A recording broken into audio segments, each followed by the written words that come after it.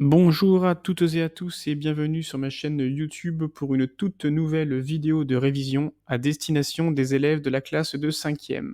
Il s'agit d'un chapitre d'enseignement moral et civique qui s'intitule Agir pour l'égalité femmes-hommes et lutter contre les discriminations. En introduction, nous allons évoquer le thème de l'inclusion dans les Jeux olympiques. Pour la première fois à Paris en 2024, la plus grande compétition sportive du monde a engagé autant de femmes que d'hommes. Les athlètes en situation de handicap ont été mis en avant même le début des Jeux paralympiques, comme ce fut le cas de la para-athlète Nantenin Keita, qui fut la deuxième personne à porter la flamme olympique sur le territoire français. Si les Jeux olympiques sont de plus en plus mixtes et paritaires, de nombreux débats subsistent encore sur les athlètes transgenres. En 2021, à Tokyo, Laurel Hubbard a été la première sportive transgenre à pouvoir participer aux Jeux olympiques en haltérophilie. Cependant, aucun ou aucune athlète transgenre n'a pu participer aux JO de Paris en 2024. Tout au long de cette vidéo, nous allons tenter de répondre aux questions suivantes. Dans quelle mesure les principales discriminations vécues au quotidien par des êtres humains affaiblissent-elles le principe d'égalité? Comment atteindre l'égalité femmes-hommes? Et comment peut-on combattre les discriminations dans une société sous tension? Nous allons tout d'abord commencer notre réflexion en évoquant les discriminations dans le sport à travers l'exemple du football. On dit souvent que le football est le reflet de la société dans laquelle nous vivons. En effet, ce sport extrêmement populaire montre parfois le meilleur visage de notre société comme le pire. Aujourd'hui encore, de nombreuses discriminations y sont présentes. C'est notamment le cas du racisme, de l'homophobie et des inégalités femmes-hommes qui seront traitées dans cette partie. Le racisme et l'homophobie se traduisent le plus souvent dans les stades par des cris de singe, des jets de bananes, des chants homophobes ou encore des saluts nazis effectués par des pseudo-supporters. Cependant, les discriminations se développent également sur les réseaux sociaux. C'est ainsi que certains joueurs français ont reçu des insultes racistes après la défaite de l'équipe de France en finale de la Coupe du Monde en 2022 contre l'Argentine. Dans la vraie vie ou sur les réseaux sociaux, les discriminations sont des délits punis par la loi. Les clubs et les pseudo-supporters peuvent recevoir des amendes. L'équipe peut être sanctionnée par un match à huis clos. Enfin, les auteurs de discrimination peuvent être interdits de stade et être condamnés à des peines de prison. Pour alerter les spectateurs sur ces discriminations, la Ligue de football professionnel en France organise chaque année des campagnes de sensibilisation avec des badges spécifiques sur les maillots ou bien encore des clips sur les réseaux sociaux. Il est demandé aux arbitres d'arrêter les matchs en cas d'acte discriminatoire. En ce qui concerne les inégalités femmes-hommes, il faut mettre l'accent sur les écarts de salaire et la couverture médiatique. Les préjugés et les stéréotypes sur les femmes et le football sont malheureusement ancrés dans notre société, et il est difficile parfois de faire évoluer les mentalités. Il y a quelques années, les joueuses américaines ont fait grève pour obtenir le même salaire que les hommes. Les sponsors soutiennent de plus en plus les équipes féminines. Chaque année, une semaine du football féminin a lieu et permet de faire la promotion de ce sport auprès des jeunes filles, ce qui permet de voir le nombre de licenciés de sexe féminin augmenter. Après avoir parlé des discriminations dans le football, nous allons entrer plus en détail sur la thématique des inégalités entre les hommes et les femmes. La conquête pour l'obtention de davantage de droits pour les femmes a été un chemin long et semé d'embûches. Les femmes françaises n'obtiennent le droit de voter qu'en 1944. Il a fallu attendre 1965 pour qu'elles puissent exercer une profession sans l'autorisation de leur mari.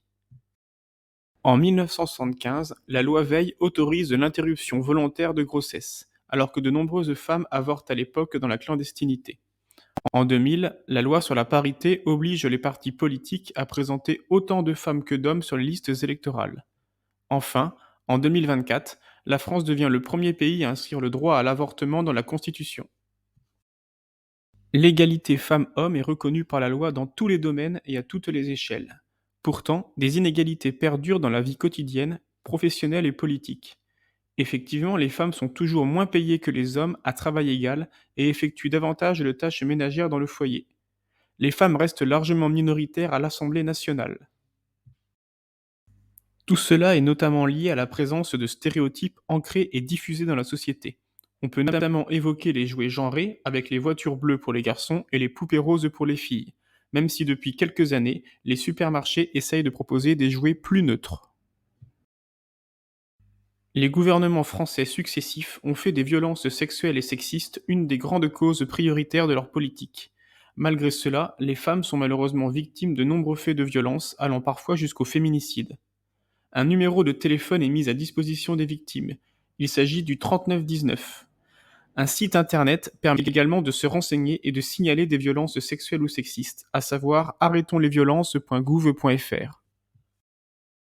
Les auteurs de ces violences risquent des amendes et des peines de prison. Chaque année, le 8 mars correspond à la Journée internationale des droits des femmes.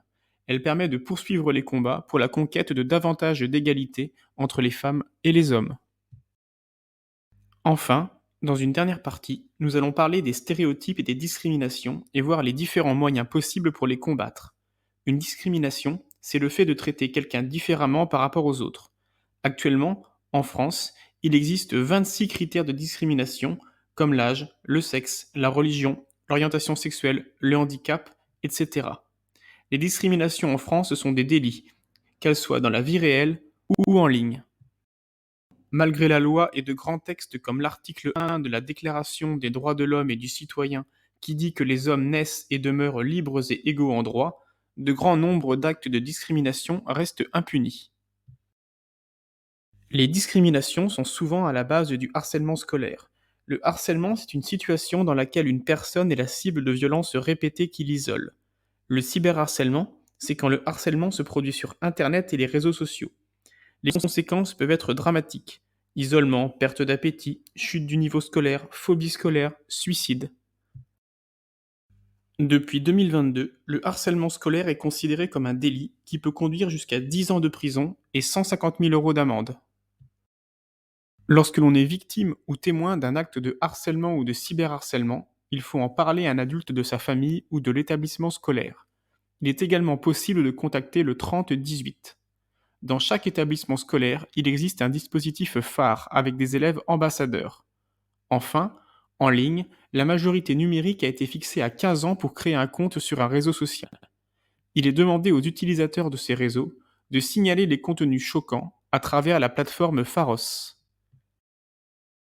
Combattre les stéréotypes et les discriminations est multifactoriel. Cela passe d'abord par l'éducation, qu'il s'agisse des parents dans le foyer ou d'actions éducatives dans les établissements scolaires. C'est ainsi que dans les collèges, l'inclusion des élèves en situation de handicap est favorisée par l'accompagnement d'AESH. Des sorties scolaires dans des lieux de mémoire permettent de commémorer des actes racistes ou antisémites. Des journées de sensibilisation au handicap ou aux inégalités femmes-hommes sont organisées chaque année. L'État se doit aussi de montrer l'exemple, comme avec la panthéonisation de Simone Veil en 2018 ou en nommant des femmes premières ministres, chose rare dans la Ve République. Le sport se doit aussi de transmettre des valeurs, comme avec l'interview et la couverture du magazine Têtu du rugbyman Antoine Dupont, qui s'engage contre l'homophobie dans le sport. Les émissions de télévision sont de plus en plus inclusives. On peut parler de Joséphine Ange Gardien qui met à l'honneur une personne de petite taille, Drag Race qui met en avant des drag queens, et même les journaux télévisés qui sont présentés par des femmes, comme Leïla Kadour Boudadi sur France 2. Dans la musique également, les artistes peuvent mettre leurs chansons au profit de leur engagement, comme Lizzo qui dénonce la grossophobie, Taylor Swift ou Angèle qui dénoncent les inégalités femmes-hommes, ou bien encore Lil Nas X qui affirme son homosexualité de façon militante. Enfin, le meilleur moyen d'agir contre les discriminations, c'est de les dénoncer en saisissant le défenseur des droits qui peut accompagner une personne en vue de porter plainte pour dénoncer une situation discriminante. Pour conclure, nous pouvons dire que l'égalité est une valeur de la République française qui fait même partie de la devise liberté, égalité, fraternité. L'égalité repose sur des lois qui sont en constante évolution, comme le prouve en 2024 l'inscription du droit à l'avortement dans la Constitution française. L'égalité est un idéal à atteindre, mais le chemin est encore long pour éradiquer les discriminations, malgré le renforcement de la loi. En ouverture, nous pouvons évoquer l'IA et les inégalités femmes-hommes. En effet, l'intelligence artificielle se nourrit parfois de stéréotypes véhiculés par la société. C'est ici que lorsque l'on demande à une IA de générer des personnes intelligentes ou des chefs d'entreprise, ce sont principalement des figures masculines qui ressortent.